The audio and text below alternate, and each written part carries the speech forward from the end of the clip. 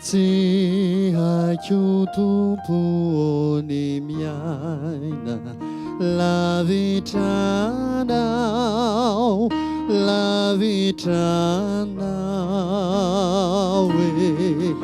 raha tsy ho anilanao mitaraina tsy tizay atao fa resy ka aisindray no ila famonjena raha reraka ny tena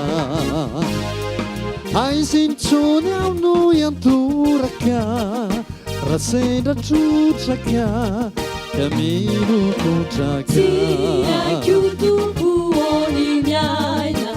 lavitranao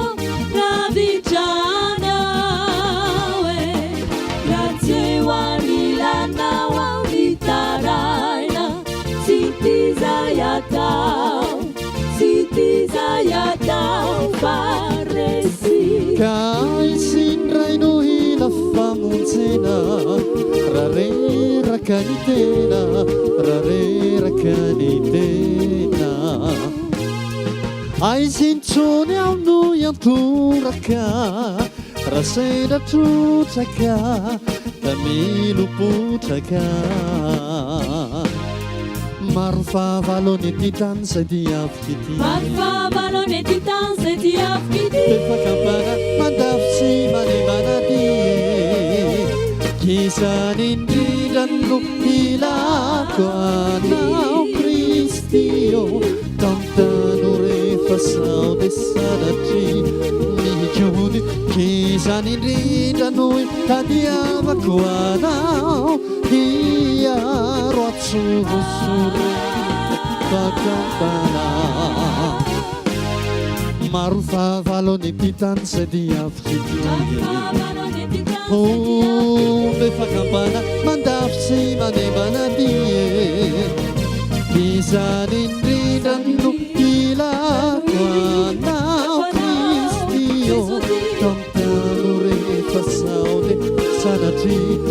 mikony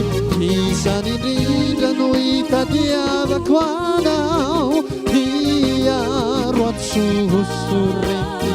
fakampana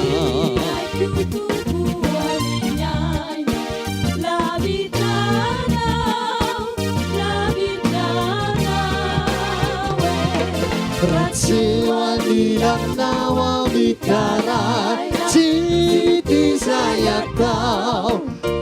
tizay atao fa resy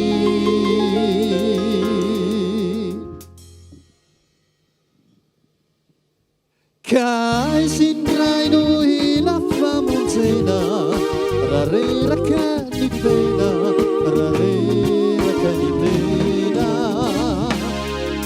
aisintsony ao no iantoraka raha sendra trotraka ka milokotraka